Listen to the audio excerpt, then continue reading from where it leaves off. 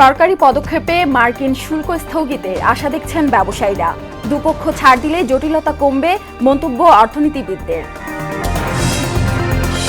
বাণিজ্য প্রসারে বাংলাদেশকে $1 বিলিয়ন দেবে নিউ ডেভেলপমেন্ট ব্যাংক। ভবিষ্যতে বড় বিনিয়োগ প্রাপ্তির আশা বিডার।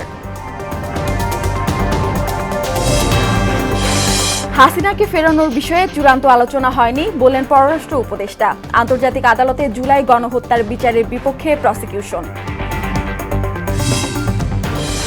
এবং পহেলা বৈশাখ ঘিরে নিরাপত্তা ঝুঁকি নেই বললেন স্বরাষ্ট্র উপদেষ্টা। মঙ্গল শোভাযাত্রার নাম ঠিক করবে ঢাকা বিশ্ববিদ্যালয়।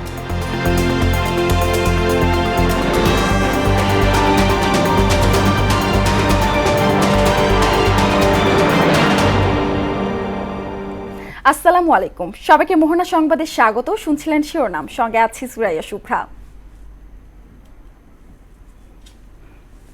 এবার বিস্তারিত।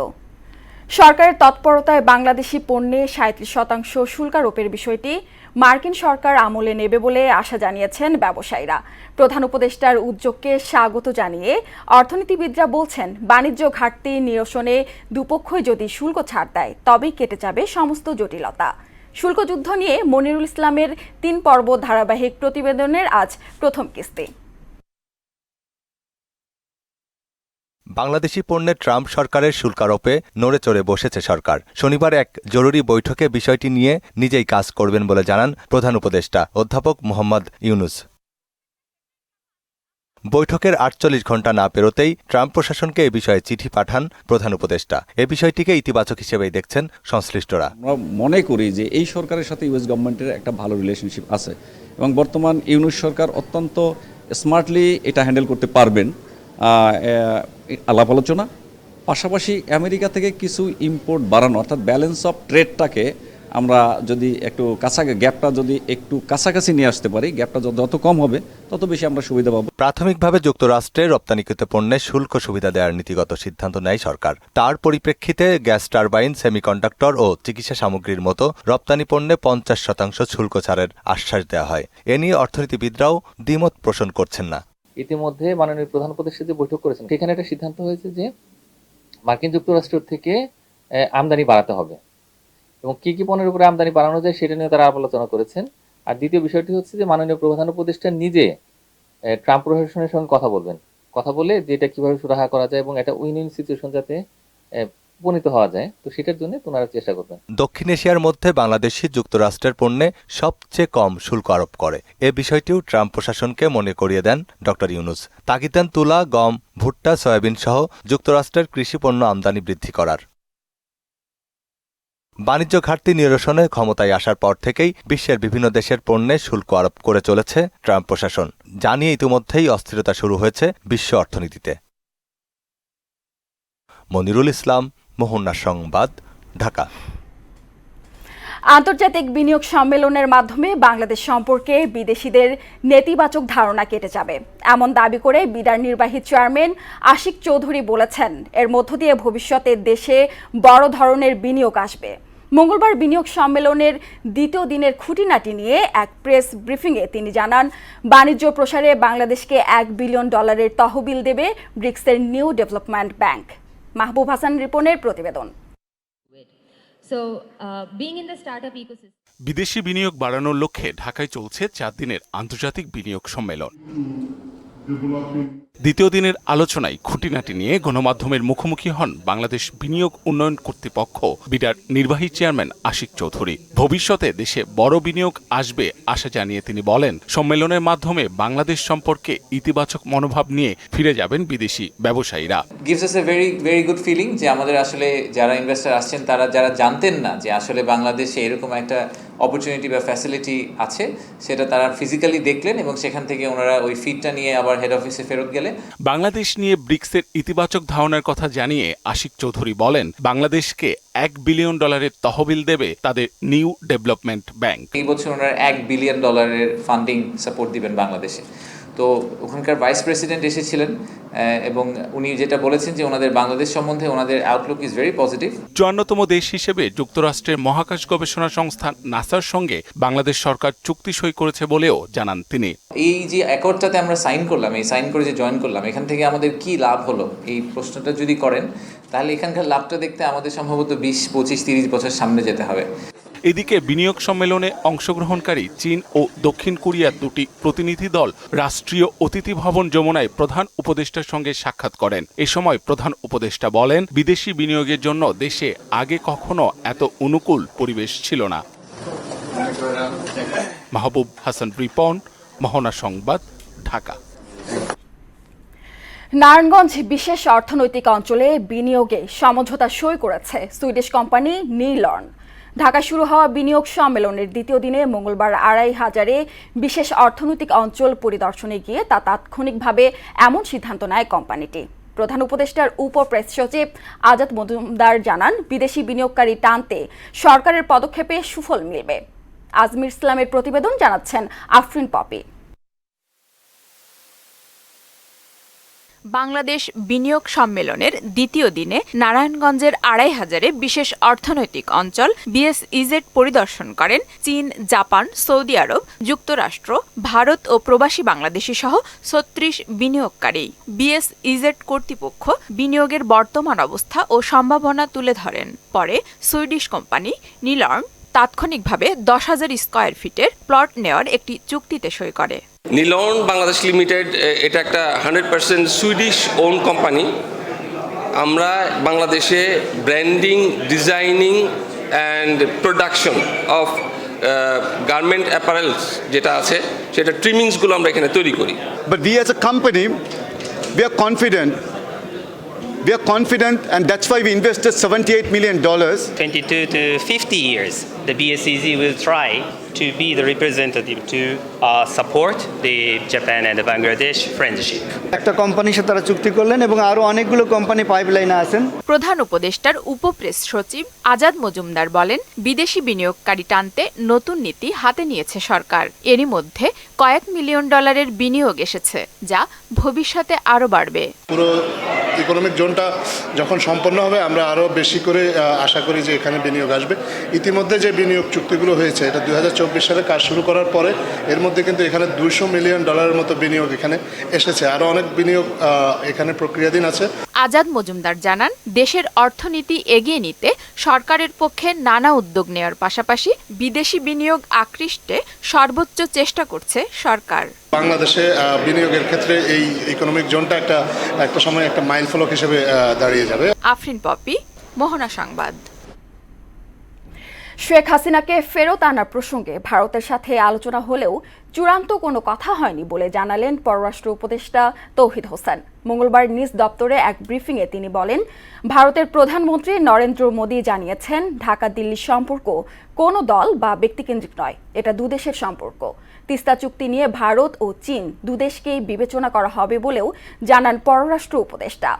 সুরাইয়া মুন্নির প্রতিবেদন। সমসাময়িক বিভিন্ন বিষয়ে নিজ মন্ত্রণালয়ে ব্রিফ করেন পররাষ্ট্র উপদেষ্টা তৌহিদ হোসেন। জুলাই-আগস্ট আন্দোলনে গণহত্যায় অভিযুক্ত শেখ হাসিনাকে ফেরত আনার বিষয়ে ভারতের প্রধানমন্ত্রীর সঙ্গে প্রধান উপদেষ্টার আলাপচারিতার সারমর্ম বৃত্তান্ত করেন তিনি। আমরা তো তাদের কাছে চেয়েছি যে ফেরত দেওয়া হোক, তাকে বিচারের সম্মুখীন করার জন্য। প্রধানমন্ত্রী নরেন্দ্র মোদীর সাথে তার সাক্ষাৎ হয়েছে। এটা এই সরকারের দায়িত্ব নেওয়ার পর এই পর্যায়ে, সর্বোচ্চ পর্যায়ে এটাই প্রথম সাক্ষাৎ ছিল এবং সাক্ষাৎ আমার কাছে মনে হয়েছে একটা পজিটিভ অ্যাটমসফিয়ারেই সাক্ষাৎটা হয়েছে এবং দুই পক্ষই আসলে দ্বিপাক্ষিক সম্পর্ক ভালো রাখার এবং ভালো করার উপর জোর দিয়েছে। সম্পর্ক উন্নয়ন করতে গেলে বরং খুব আপত্তিকর কথাবার্তা কোনো পক্ষ থেকেই না বলাই ভালো। আমরা এটাকে সেই দৃষ্টিকোণ থেকেই দেখছি। পররাষ্ট্র উপদেষ্টা বলেন, তিস্তা চুক্তি নিয়ে ভারত ও চীন দুদেশকেই বিবেচনা করবে বাংলাদেশ। আমরা ওপেন আছি, ভারতের সাথে সহযোগিতা সম্ভব, চীনের সাথেও সম্ভব, কোনোটাতেই কোনো বাধা নেই। আমরা দেখব যে কোন দিকে, কোন প্রজেক্টে কোন দিক থেকে সহায়তা নিলে আমাদের জন্য সুবিধা হবে এবং সেই অনুযায়ী ওয়াটার রিসোর্স মিনিস্ট্রি তাদের কার্যকলাপ করবে। ইতালির ভিসা জটিলতা নিরসনে কাজ করছে জানিয়ে ভুয়া কাগজপত্র কিংবা দুর্নীতি না করার পরামর্শ দেন তিনি। পররাষ্ট্র উপদেষ্টা আরও জানান, রোহিঙ্গারা যাতে অধিকার ও নিরাপত্তা সহ ফেরত যেতে পারে সেটাই চায় বাংলাদেশ। অধিকার এবং নিরাপত্তা সহ যেন তারা ফেরত যেতে পারে। সুরাইয়া মুন্নি, মোহনা সংবাদ, ঢাকা। জুলাই-আগস্ট গণহত্যার বিচার আন্তর্জাতিক অপরাধ আদালতে নেয়ার পক্ষে নয় প্রসিকিউশন। এ তথ্য জানিয়ে চিফ প্রসিকিউটর তাজুল ইসলাম বলেন, তবে বিচার কাজে সহযোগিতা করতে চাইলে আইসিসিকে স্বাগত জানানো হবে। এদিকে মানবতা বিরোধী অপরাধ মামলায় মঙ্গলবার রাউজানের সাবেক এমপি ফজলে করিম চৌধুরীকে একদিন জিজ্ঞাসাবাদের অনুমতি ও মিছিলে গুলি করা যুবলীগ কর্মী ফিরোজকে কারাগারে পাঠানোর নির্দেশ দেন ট্রাইব্যুনাল। আরও জানাচ্ছেন কাজী পাপ্পু। জুলাই গণ অভ্যুত্থানে চট্টগ্রামের শহীদ হন ছাত্রদল নেতা ওয়াসিম সহ 9 জন। প্রসিকিউশনের তথ্য মতে পুলিশ, আওয়ামী লীগ, যুবলীগ ও ছাত্রলীগের গুলিতে আহতের সংখ্যা 459। মঙ্গলবার এই মামলায় সাবেক সংসদ সদস্য ফজলে করিম ও অস্ত্রধারী যুবলীগ নেতা ফিরোজকে হাজির করা হয় আন্তর্জাতিক অপরাধ ট্রাইব্যুনালে। এর মধ্যে ফিরোজকে পাঠানো হয় কারাগারে, আর সাবেক এমপিকে একদিনের জিজ্ঞাসাবাদের অনুমতি দেওয়া হয়। ফজলে করিম চৌধুরীকে আমরা একদিনের জন্য ইন্টারোগেশনের অনুমতি চেয়েছিলাম, আদালত সেটা দিয়েছেন। আশুলিয়ার যে তদন্তটা চূড়ান্ত হয়ে গেছে, সেখানে 3 জন আসামি অন্য মামলায় গ্রেপ্তার করা ছিল, তাদেরকে আজকে এই মামলায় গ্রেপ্তার দেখানোর আবেদন মঞ্জুর করা হয়েছে। চিফ প্রসিকিউটর বলেন, জুলাই গণহত্যার বিচার করতে সক্ষম বাংলাদেশ, এজন্য সুইজারল্যান্ডে আন্তর্জাতিক অপরাধ আদালতে যাওয়ার প্রয়োজন হবে না। বাংলাদেশের যে চলমান গণ হত্যা বলেন অথবা ক্রাইমস অ্যাগেনস্ট হিউম্যানিটি যে মামলাগুলো আছে, আমরা বাংলাদেশের এই ট্রাইব্যুনালেই এই বিচার করার ব্যাপারে আমাদের সিদ্ধান্ত রয়েছে। আমরা কোনো অবস্থাতেই এই বিষয়টি আইসিসিতে প্রেরণ করতে চাই না, এটা আমাদের সম্মিলিত সিদ্ধান্ত। তা আমরা চাই আইসিসি যদি আমাদেরকে টেকনিক্যাল সাপোর্ট দেয়, এইখানে বিচার হবে, তারা আমাদের বিভিন্ন টেকনিক্যাল সাপোর্ট দেবেন, সেটা অবশ্যই আমরা গ্রহণ করব। এদিন মামলার তদন্তের অগ্রগতি জানতে ট্রাইব্যুনালে আসেন গুমের শিকার কয়েকজন ভুক্তভোগী। বিচারের অগ্রগতিতে সন্তোষ জানান তারা। আমি সন্তুষ্ট যে কাজ দ্রুত গতিতে চলতেছে। দ্রুততম সময়ের মধ্যে তারা বিভিন্ন মামলা ক্লোজ করে বিচারের আওতায় নিয়ে আসার চেষ্টা করছেন এবং অদ্যবধি এবং প্রতিটা মুহূর্ত চেষ্টা করে যাচ্ছেন। তারপরেও তাদেরকে কন্ট্রোভার্সিয়াল করার জন্য একটা ব্যাপক প্রচেষ্টা চলছে। বিচারের দৃশ্যমান অগ্রগতি হলে ভারতে বসে শেখ হাসিনার হুমকি ধমকি কমবে বলে মনে করেন আয়নাগরে নির্যাতনের শিকার ভুক্তভোগীরা। লক্ষ্য করলাম যে বেশ কিছুদিন ধরে এই কাজী পাপ্পু, মোহনা সংবাদ, ঢাকা। পহেলা বৈশাখ ঘিরে কোনো নিরাপত্তা ঝুঁকি নেই বলে জানিয়েছেন স্বরাষ্ট্র উপদেষ্টা জাহাঙ্গীর আলম চৌধুরী। মঙ্গলবার সচিবালয়ে আইন শৃঙ্খলা সংক্রান্ত কমিটির সভা শেষে স্বরাষ্ট্র উপদেষ্টা এও জানান, সোমবার বিভিন্ন ব্যবসা প্রতিষ্ঠানে হামলা লুটপাটে জড়িতদের বিরুদ্ধে ব্যবস্থা নেওয়া হবে। ব্রিফিংয়ে সংস্কৃতি বিষয়ক উপদেষ্টা মুস্তফা সরোয়ার ফারুকী জানান, নববর্ষে শোভাযাত্রার নাম ঠিক করবে ঢাকা বিশ্ববিদ্যালয়। শামীমুজ্জামান চৌধুরীর প্রতিবেদন। ফিলিস্তিনে ইসরায়েলি বর্বরতা ও গণহত্যার প্রতিবাদে সোমবার বিক্ষোভ হয় সারা দেশে। কর্মসূচি চলাকালে কিছু দুষ্কৃতিকারী বিভিন্ন স্থানে কয়েকটি ব্যবসা প্রতিষ্ঠান ভাঙচুর ও লুটপাট করে। এ নিয়ে সচিবালয়ে আইনশৃঙ্খলা কমিটির বৈঠক শেষে সাংবাদিকদের প্রশ্নের মুখে পড়েন স্বরাষ্ট্র উপদেষ্টা। জানান, জড়িতদের বিরুদ্ধে আইনি ব্যবস্থা নেওয়া হবে। যে ঘটনাটা ঘটছে ওটা ঘটনা উচিত হয় নাই, আমরা এই পর্যন্ত কিন্তু 49 জন লোককে অ্যারেস্ট করা হয়েছে। ভবিষ্যতে যেন এই ধরনের ঘটনা না ঘটে, এই জন্য আমরা সবসময় সচেষ্ট থাকবো। পহেলা বৈশাখ উদযাপন ঘিরে কোনো প্রকার ঝুঁকি নেই জানিয়ে তিনি বলেন, দিনটি উপলক্ষে ঢাকা সহ সারা দেশে নিরাপত্তা জোরদার করা হয়েছে। আগের থেকে তো আমি বলবো যে এখানে সিকিউরিটি থ্রেট অনেক কম, এই জন্য নিরাপত্তা হয়তো আমরা ওই ক্ষেত্রে হয়তো একটু লিবারেলও করতে হতে পারে। আবার যদি মনে করি যে সিকিউরিটি থ্রেট আরো বেশি, তা আমরা আবার বাড়াইতে হতে পারি। মানুষেরকে আপনারা আশ্বস্ত করবেন, এখানে কোনো নিরাপত্তা কোনো বিঘ্নিত হতে যেন না পারে, সব ধরনের ব্যবস্থা নেওয়া হবে। ব্রিফিংয়ে সংস্কৃতি বিষয়ক উপদেষ্টা মোস্তফা সরোয়ার ফারুকী জানান, নববর্ষের শোভাযাত্রা কি হবে 10 এপ্রিলের মধ্যে সে সিদ্ধান্ত দেবে ঢাকা বিশ্ববিদ্যালয়। শোভাযাত্রার নাম কি থাকছে এটা ঢাকা বিশ্ববিদ্যালয় সংশ্লিষ্ট অনেকের সঙ্গে আলোচনা করছেন, তারা আলোচনা করে ওনাদের প্রেস কনফারেন্স আছে 10 তারিখে, ওনারা আপনাদেরকে জানাবেন যে নামটা আসলে কি হবে। বাঙালি ছাড়াও 26টি জাতিগোষ্ঠী এবার নববর্ষের শোভাযাত্রায় অংশ নেবে বলেও জানান সংস্কৃতি উপদেষ্টা। বাঙালি এবং আরো অন্যান্য জাতিগোষ্ঠী সবাই অংশগ্রহণ করছে এবার উৎসবে, এবং এটা আপনি সরকারি উদ্যোগে দেখতে পাচ্ছেন। শামীমুজ্জামান চৌধুরী, মোহনা সংবাদ, ঢাকা। গাজায় ইসরায়েলি গণহত্যার প্রতিবাদে বিক্ষোভের সময় দোকান ব্যবসা প্রতিষ্ঠানে হামলা ও লুটপাটের ঘটনায় 2টি মামলা দায়ের সহ সারা দেশে 60 জনকে গ্রেপ্তার করেছে পুলিশ। এক বিবৃতিতে এই তথ্য জানায় প্রধান উপদেষ্টার প্রেস উইং। তাহসিন তারিনের ডেস্ক রিপোর্ট। গাজায় ইসরায়েলি গণহত্যার প্রতিবাদে সোমবার উত্তাল ছিল সারা দেশ। বিভিন্ন স্থানে বিক্ষোভ দেখায় জনতা। তবে এরই মধ্যে ঘটে অপ্রীতিকর ঘটনা। ইসরায়েলি পণ্য বয়কটের নামে জেলায় জেলায় বাটা শোরুম এবং কেএফসিতে হামলা, ভাঙচুর ও লুটপাট চালানো হয়। ঘটনার পরপরই এর বিরুদ্ধে কঠোর অবস্থানে যাওয়ার ঘোষণা দেয় সরকার। সোমবার রাতে সিলেট থেকে 14, খুলনায় 31 ও গাজীপুর থেকে 4 জনকে আটক করেছে যৌথ বাহিনী। এক প্রেস বিজ্ঞপ্তিতে আটকের বিষয় জানায় প্রধান উপদেষ্টার প্রেস উইং।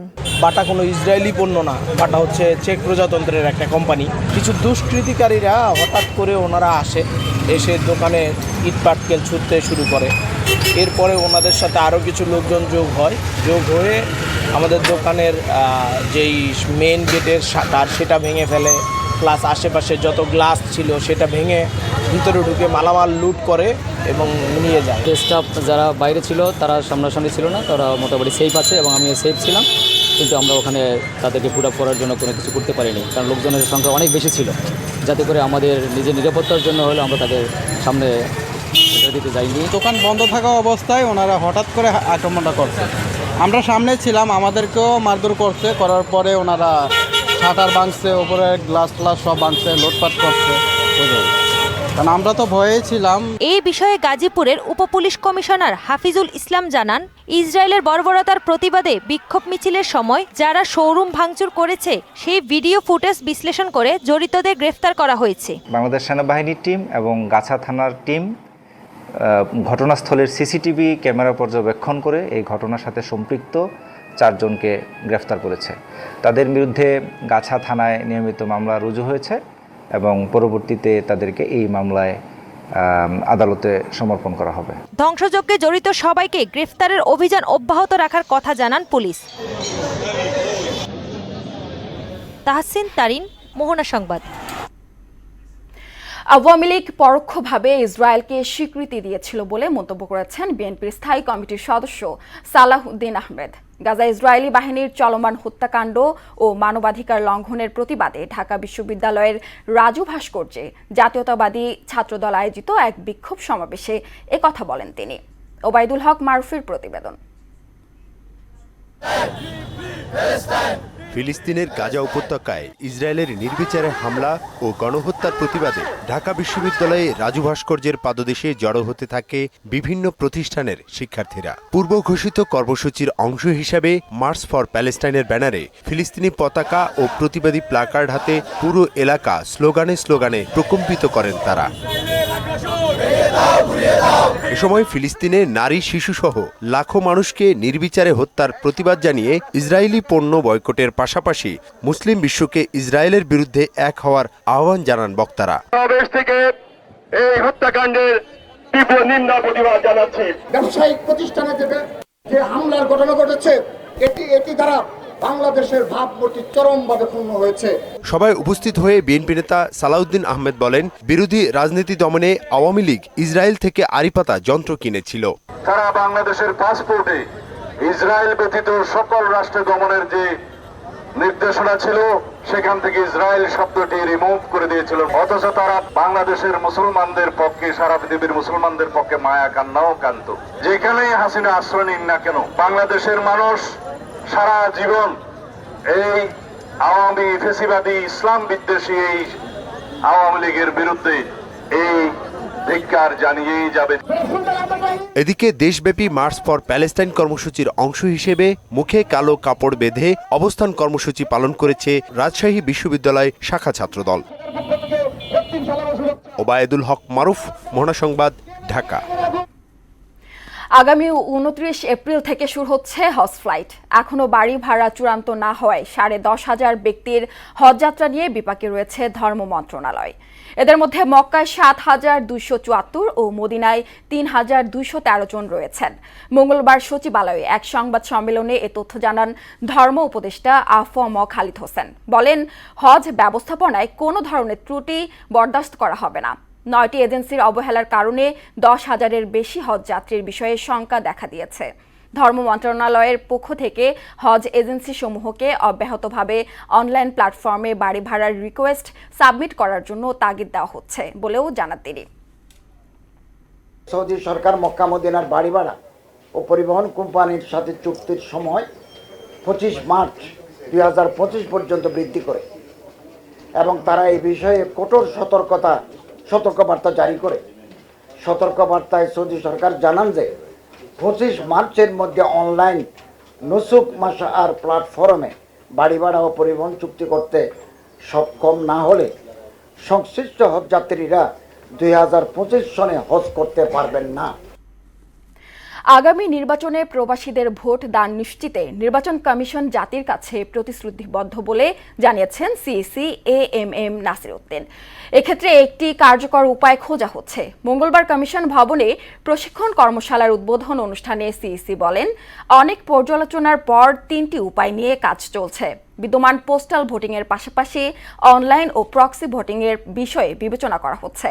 প্রবাসীদের ভোট দেওয়ার বিষয়ে যে পদ্ধতি গ্রহণ করা হোক না কেন, প্রথমে পাইলটিং, এরপর বড় পরিসরে প্রয়োগ করা হবে বলে জানান প্রধান নির্বাচন কমিশনার।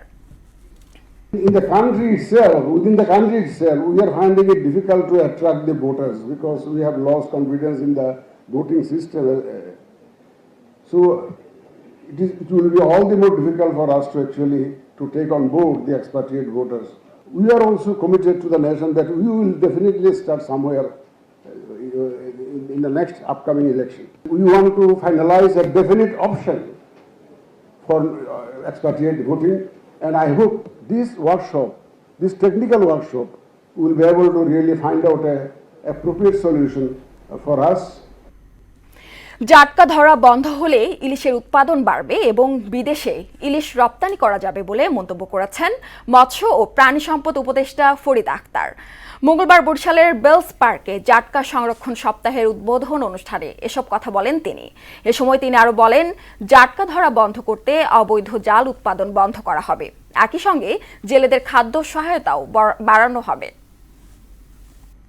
আমরা ক্ষতিকর অবৈধ জাল বন্ধ করব, এটা আমাদের একটা বড় কাজ।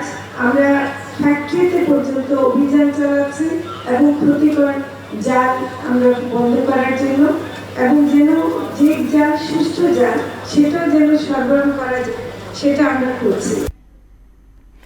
টেকনাফে সেন্ট মার্টিনের কাছাকাছি সাগর থেকে 5টি মাছ ধরার ট্রলার সহ 22 বাংলাদেশি জেলেকে ধরে নিয়ে গেছে মিয়ানমারের সশস্ত্র বিদ্রোহী গোষ্ঠী আরাকান আর্মি। মঙ্গলবার ভোরে বাংলাদেশের জলসীমা থেকে তাদের ধরে নেওয়া হয়। বিষয়টি নিশ্চিত করে টেকনাফ উপজেলা নির্বাহী অফিসার শেখ এহসান জানান, 5টি ট্রলার সহ জেলেদের ধরে নিয়ে গেছে আরাকান আর্মি, তবে তাদের সঠিক সংখ্যা নিশ্চিত হওয়া যায়নি। বিসিএস পরীক্ষায় দীর্ঘসূত্রিতা নিরসন করে দ্রুত সময়ের মধ্যে সম্পন্ন করতে সরকারি কর্ম কমিশন পিএসসি কাজ করছে বলে জানিয়েছেন প্রতিষ্ঠানটির চেয়ারম্যান অধ্যাপক মোবাশ্বের মনিম। মঙ্গলবার পিএসসির সভাকক্ষে জরুরি সংবাদ সম্মেলনে এই কথা বলেন তিনি। বলেন, বর্তমানে 44তম থেকে 47তম বিসিএস পরীক্ষার কার্যক্রম একসাথে চালিয়ে নিতে কিছুটা সময় লাগছে। আগামী 30 জুনের মধ্যে 44তম বিসিএস এর চূড়ান্ত ফলাফল দেওয়া হবে বলেও জানান পিএসসি চেয়ারম্যান। এমন আমরা সিলেবাস তৈরি করছি যাতে সে যদি আল্লাহ মাফ করুক সে সার্ভিসে সে তার একটা পজিশন না রাখতে পারে, সেই সিলেবাস অনুযায়ী প্রিপারেশন নিয়ে বিশ্বের যে কোনো জায়গায় তার দক্ষতাটা তৈরি হবে। আমরা তাদেরকে যথাযথভাবে জানিয়ে যথেষ্ট সময় দিয়ে তারপরে এটি চালু করব, তার আগে বাট এই কার্যক্রম প্রণয়ন, সিলেবাস প্রণয়নের কার্যক্রম, আধুনিকায়নের কার্যক্রম চলবে। মিয়ানমারের পক্ষ থেকে রোহিঙ্গা প্রত্যাবাসনের ঘোষণা আসায় কক্সবাজার রোহিঙ্গা ক্যাম্পে উচ্ছ্বাস ছড়িয়ে পড়েছে। মাতৃভূমিতে ফেরত যাবার খবরে সবাই আনন্দিত হলেও রাখাইনে সেফ জোন নিশ্চিত করার দাবি জানিয়েছেন রোহিঙ্গারা। শরণার্থী ত্রাণ ও প্রত্যাবাসন কর্তৃপক্ষ বলছেন, এক্ষেত্রে সব রকম প্রস্তুতি রয়েছে। সরকারের সবুজ সংকেত পেলেই শুরু হবে প্রত্যাবাসন প্রক্রিয়া। আফসার কবির আকাশের প্রতিবেদন, জানাচ্ছেন তাহসিন তারিন। মিয়ানমারের রাখাইন রাজ্যে হত্যাযজ্ঞ ও নিপীড়নের শিকার হয়ে 2017 সালে উখিয়া টেকনাফ সীমান্ত পথে বাংলাদেশে আশ্রয় নেয় প্রায় 8 লাখ রোহিঙ্গা। আগে থেকে ছিল অন্তত আরও 4 লাখ। সব মিলিয়ে 12 লাখেরও বেশি রোহিঙ্গা শরণার্থী উখিয়া টেকনাফের 34টি ক্যাম্পে অবস্থান করছে। সম্প্রতি থাইল্যান্ডের বিমস্টেক সম্মেলনের ফাঁকে এক বৈঠকে অন্তর্বর্তী সরকারের প্রধান উপদেষ্টার হাই রিপ্রেজেন্টেটিভ ডক্টর খলিলুর রহমানের কাছে মিয়ানমারের উপপ্রধানমন্ত্রী ও পররাষ্ট্রমন্ত্রী উথান শিউ জানান, প্রথম ধাপে 1,80,000 রোহিঙ্গা ফেরত নেবে জান্তা সরকার। এমন খবরে রোহিঙ্গা ক্যাম্পে ছড়িয়েছে উচ্ছ্বাস। মাতৃভূমিতে যে কোনো সময় ফিরে যেতে প্রস্তুত বলেও জানান তারা। আমি বেশা বিশ্ব করিয়া জানাই বাংলাদেশের ইন্টারিম গভর্নমেন্টের চিফ অ্যাডভাইজার ডক্টর মোহাম্মদ ইউনূসের 8 বছর পর হলো যে রোহিঙ্গা নিয়ে যাবে একটা কথা আমরা শুনেছি, তার জন্য আমরা অত্যন্ত আনন্দিত। প্রত্যাবাসনের আগে রাখাইনে সেফ জোন ও অধিকার নিশ্চিতের দাবি জানান রোহিঙ্গা নেতা জোবায়ের। আগে জেন্ডিল্লা খাড়ি মারি নিয়ালে বাংলাদেশ ফিরে মফুজা তুলি দিবে যে হেন্ডিল্লা আন্ডা আনো বরবাম যাইবাল্লা বলি রোহিঙ্গা দুনিয়ারে আরজ করছে। তালিকা ও সরকারের নির্দেশ পাওয়া মাত্র প্রত্যাবাসন প্রক্রিয়া শুরু হবে বলে জানিয়েছেন কর্তৃপক্ষ। যখন থেকে মায়ানমারের লিস্ট প্রণয়ন করা হয়েছে তখন থেকে রিপাট্রিয়েশন আনুষ্ঠানিকতা শুরু হয়েছে এবং এর অ্যাডভান্স প্রস্তুতি হিসাবে বলতে পারেন যে আমরা রিপাট্রিয়েশন সেন্টারগুলিও তৈরি করে রেখেছি। শুধু অপেক্ষা ছিল যে মায়ানমার থেকে ক্লিয়ারেন্সের বিষয়। তাহসিন তারিন, মোহনা সংবাদ। বাংলাদেশ সবসময় প্রতিবেশী দেশের দুর্যোগে পাশে থেকেছে। মায়ানমারের ত্রাণ প্রেরণ ও শুধু মানবিক দায়িত্বই নয়, বন্ধুত্বেরও বহিঃপ্রকাশ বলে মন্তব্য করেছেন নৌপ্রধান অ্যাডমিরাল মোহাম্মদ নাজমুল হাসান। এই উদ্যোগ আঞ্চলিক সম্পর্ক জোরদারে ভূমিকা রাখবে বলেও জানান তিনি। মঙ্গলবার চট্টগ্রাম নৌ ঘাটিতে এসব কথা বলেন নৌপ্রধান অ্যাডমিরাল মোহাম্মদ নাজমুল হাসান। এদিকে ভূমিকম্পে বিধ্বস্ত মায়ানমারের জন্য প্রায় 120 টন ত্রাণ সামগ্রী নিয়ে যাত্রা করেছে বাংলাদেশ নৌবাহিনীর একটি জাহাজ। শরীয়তপুরের নড়িয়ায় ডাকাতির কাল্পনিক ঘটনা সাজিয়ে মালয়েশিয়া প্রবাসী সোহাগ ব্যাপারী সহ 4 জনের বিরুদ্ধে হয়রানিমূলক মামলার অভিযোগ উঠেছে। গেল 16 মার্চ একটি হাঁস তাড়ানোকে কেন্দ্র করে প্রতিপক্ষ আক্কাস শেখ ও আনসুর শেখ, হুমায়ুন শেখ ও ইমরান শেখের ওপর হামলা চালায়। গুরুতর আহত অবস্থায় তাদের ঢাকা মেডিকেলে পাঠানো হয়। পরে হামলাকারীদের বিরুদ্ধে নড়িয়া থানায় মামলা রুজু হয়। এই ঘটনার পর আনসুর শেখের বাড়িতে নিজেরাই ভাঙচুর চালিয়ে লুটপাটের সাজানো ঘটনায় সোহাগ ব্যাপারী সহ আহত হুমায়ুন শেখ, ইমরান শেখ ও মনান শেখের বিরুদ্ধে মিথ্যা মামলা করা হয়। পাশের বাসায় হাঁস, কে বা কারা হাঁসের গরম পানি মারছে আমরা কেউই জানি না। তো তারা আর কি ডাইরেক্ট আমাদের অভিযোগ আমরা নাকি হাঁস মারছি। দোকানঘাটে আসার পরে আর কি আমার উপরও হামলা, ডাকাতি মামলা এবং মানহানি মামলা ওরে জড়াইছে। ওই 3 বছর যাবত মালয়েশিয়াতে থাকে। ওখানে 2টা মামলা হয়েছে, আমরা এটা তদন্ত করতেছি। দেশের বাইরের খবর। ইসরায়েলি বর্বরতায় গাজায় 2 সাংবাদিক সহ আরও 60 ফিলিস্তিনি নিহত হয়েছে। 1.5 বছরেরও বেশি সময় ধরে চলা এ তাণ্ডবে 50,700 ছাড়িয়েছে প্রাণহানি। এছাড়া পশ্চিম তীরের রামাল্লা ও হেব্রন শহরে উচ্ছেদ অভিযান চালাচ্ছে তেল আবিব। এদিকে ভারী বৃষ্টিতে সৃষ্ট বন্যায় যুক্তরাষ্ট্রের কেন্টাকি, আরকানসাস, ইলিনয় ও ওয়াইওতে 22 জনের মৃত্যু হয়েছে। ইশতিয়াক হোসেনের ডেস্ক রিপোর্ট। গাজায় এখনও মৃত্যুর মিছিল, সেখানে বর্বরতা অব্যাহত রেখেছে ইসরায়েল। সবশেষ রাফা, দেইর আল বালা সহ বিভিন্ন আশ্রয় কেন্দ্রে একাধিক বিমান হামলা চালিয়ে 2 সাংবাদিক সহ আরও 60 ফিলিস্তিনিকে হত্যা করেছে নেতানিয়াহু সেনারা। আহত হয়েছেন আরও শতাধিক। 1.5 বছর ধরে চলমান আগ্রাসনে মৃতের সংখ্যা অর্ধলক্ষাধিক। গত 18 মার্চ দ্বিতীয় অধ্যায় উপত্যকাটিতে হামলা শুরুর পর 4 লাখেরও বেশি মানুষ বাস্তুচ্যুত হয়েছেন। হামলার পাশাপাশি গাজাতে সর্বাত্মক অবরোধ জারি রেখেছে তেল আবিব। এতে উপত্যকাটিতে দেখা দিয়েছে তীব্র খাদ্য সংকট। এ বিষয়ে বিশ্বজুড়ে ক্ষোভের সঞ্চার হলেও ইসরায়েল বলছে গাজায় গমের একটা দানাও প্রবেশ করতে দেয়া হবে না। এদিকে পশ্চিম তীরের রামাল্লা ও হেব্রন শহরে উচ্ছেদ অভিযান চালাচ্ছে ইসরায়েলি সেনারা। ফিলিস্তিনিদের বাড়িঘর থেকে গ্রেপ্তার এবং উচ্ছেদ করা হচ্ছে বলে জানায় স্থানীয় গণমাধ্যম। ভারী বৃষ্টিতে সৃষ্ট বন্যায় যুক্তরাষ্ট্রের কেন্টাকি, আরকানসাস, ইলিনয় ও ওহাইওতে 22 জনের মৃত্যু হয়েছে। তলিয়ে গেছে বহু বাড়িঘর, রাস্তাঘাট। এছাড়া 500-এরও বেশি সড়কে যান চলাচল বন্ধ করা হয়েছে কেন্টাকিতে। ব্যাপক ক্ষয়ক্ষতির মুখে পড়েছে ইলিনয় রাজ্য। অন্যদিকে মিয়ানমারে শক্তিশালী ভূমিকম্পে প্রাণহানি উন্নীত হয়েছে 3600-তে। এখনও শতাধিক মানুষ নিখোঁজ রয়েছে বলে ধারণা করা হচ্ছে। ইশতিয়াক হোসেন, মোহনা সংবাদ। ক্রিকেট বিশ্বকাপ বাছাইয়ের প্রস্তুতিটা দারুণভাবে শেষ করল বাংলাদেশ নারী দল। প্রথম প্রস্তুতি ম্যাচে স্কটল্যান্ডকে হারানোর পর দ্বিতীয় ম্যাচে স্বাগতিক পাকিস্তান এ দলকে 167 রানে উড়িয়ে দিয়েছে টাইগ্রেসরা। লাহোরের গাদ্দাফি স্টেডিয়ামে শুরুতে ব্যাট করতে নেমে অধিনায়ক নিগার সুলতানা ও ফারজানার 50-তে 267 রান তোলে বাংলাদেশ। সর্বোচ্চ 70 রান করেন নিগার সুলতানা। জবাবে 39 ওভার 1 বলে 109 রানেই গুটিয়ে যায় পাকিস্তান। রাবেয়া ফাহিমা ও মারুফা আক্তার 2টি করে উইকেট নেন। শেষ করব মোহনা সংবাদ, যাবার আগে শিরোনামগুলো আরও একবার।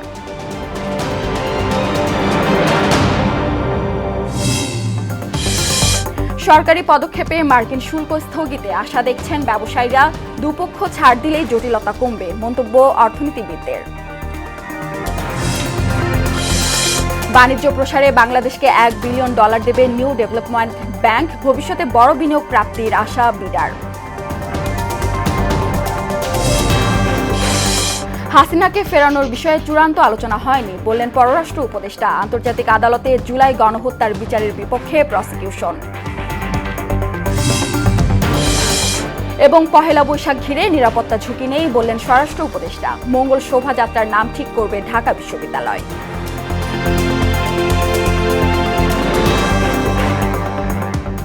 এই ছিল মোহনা সংবাদে। মোহনার সবশেষ খবর জানতে ভিজিট করুন www.mohana.tv। সংবাদ দেখতে পারেন ফেসবুক, ইউটিউবেও। এতক্ষণ সঙ্গে থাকার জন্য ধন্যবাদ।